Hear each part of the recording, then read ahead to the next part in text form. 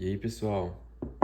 Faz um tempo que eu não gravo vídeos aqui, mas eu tava dando uma olhada no canal e eu notei que muita gente está deixando comentários. Então, queria agradecer a vocês que estão deixando comentários. Prometo que eu vou me esforçar para responder todos eles ainda hoje. Mas eu pensei em gravar esse vídeo só para dar continuidade no canal, tentar voltar a gravar vídeos todos os dias. Nesse vídeo eu queria mostrar para vocês três técnicas de análise real que a gente usa muito, especialmente quando está escrevendo artigos e coisas assim. Talvez seja útil para você enquanto você está escrevendo a sua prova ou está estudando análise real mesmo pela primeira vez.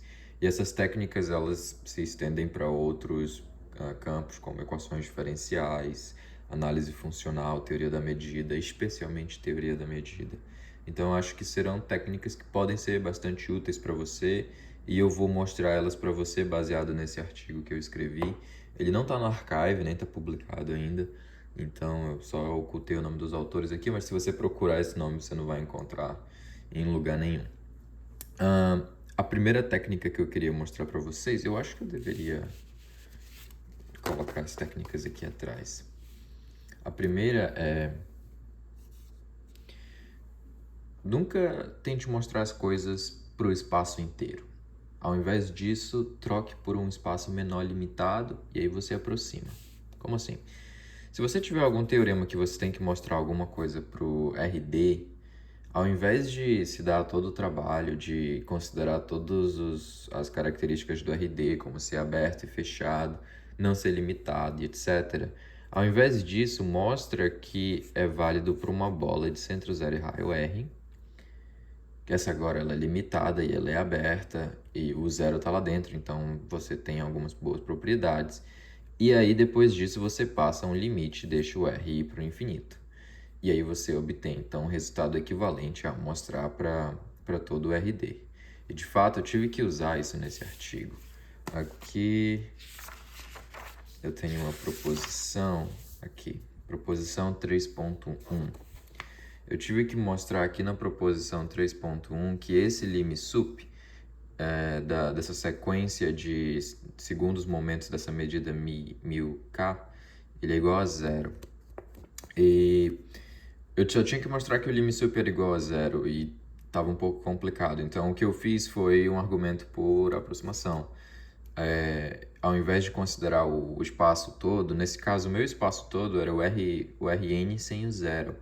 Então, para isso, eu considerei uma corona circular e depois eu passei o limite quando o R tende a zero e aí consegui obter meu resultado por causa das propriedades disso aqui. Basicamente, você encontra uma expressão que depende do R e aí quando o R tende para o infinito, aquela expressão tende para zero.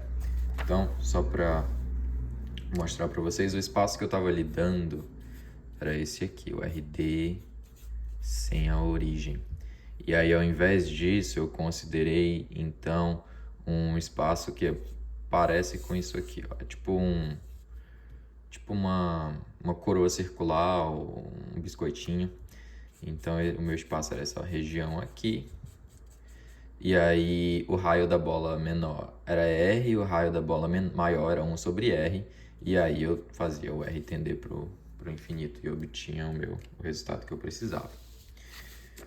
Outra técnica que é muito boa, na verdade eu usei nessa mesma demonstração aqui, que era que eu tinha que mostrar que isso aqui era igual a zero. Ao invés de tentar mostrar que algumas coisas são iguais a zero, talvez a melhor coisa que você possa fazer é mostrar que ela é menor do que epsilon. Então a segunda técnica, ao invés de tentar mostrar que uma quantidade x é igual a zero, mostre que a norma dessa quantidade x é menor do que ou igual que epsilon para todo epsilon maior do que zero. Fazendo isso, você está mostrando que ela é igual a zero, mas agora você tem um epsilon, então ele serve de parâmetro para você, você pode brincar um pouco mais. Você novamente não está tentando provar uma igualdade, mas sim uma desigualdade.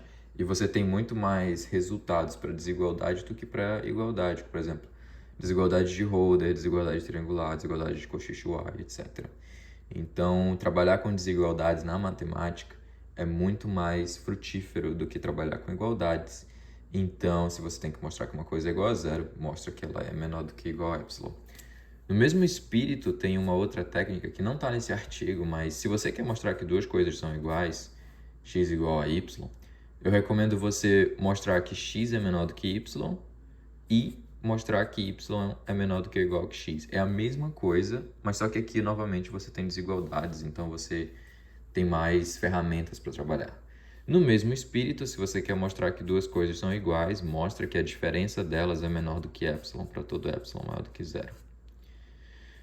É a mesma coisa, novamente, mostrar que duas coisas, mostrar que a distância entre essas coisas é menor do que epsilon. Aqui, claro, você está dependendo de uma métrica, eu estou supondo que você está no Rn, mas se você estiver num espaço métrico, essa propriedade aqui é muito útil. Mas eu queria mostrar para vocês como eu usei essa segunda aqui.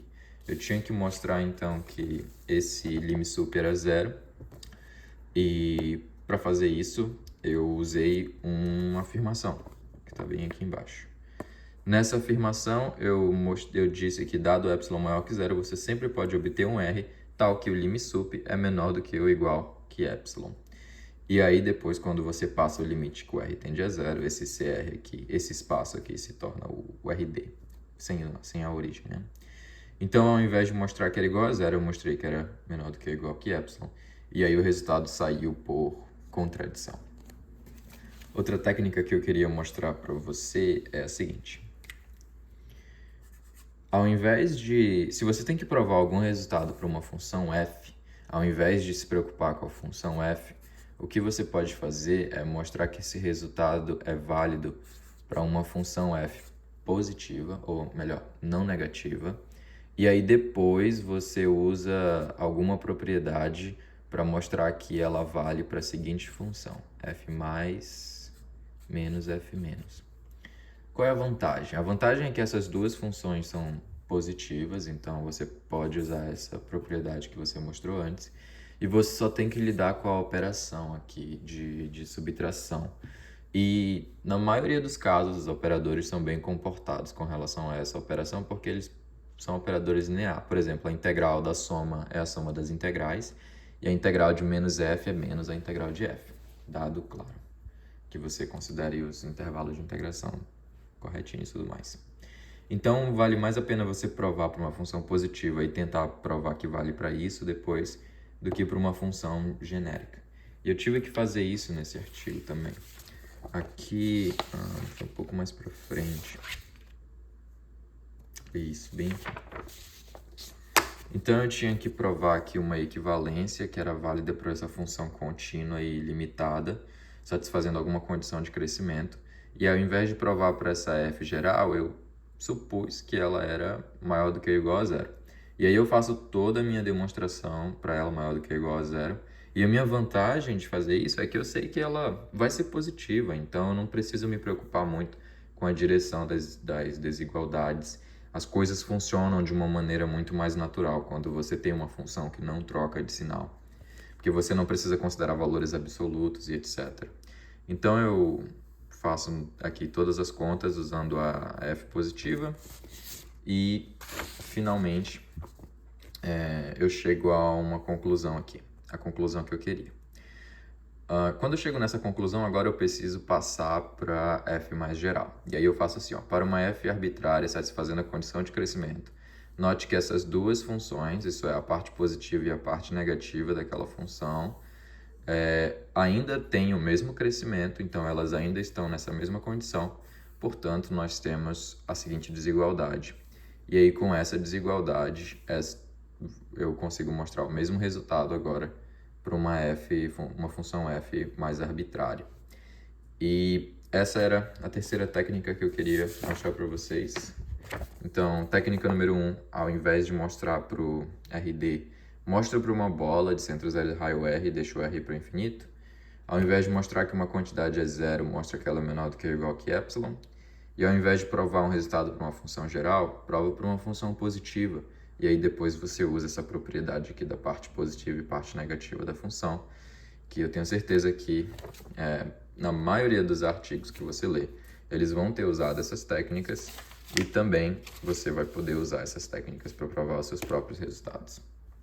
É isso.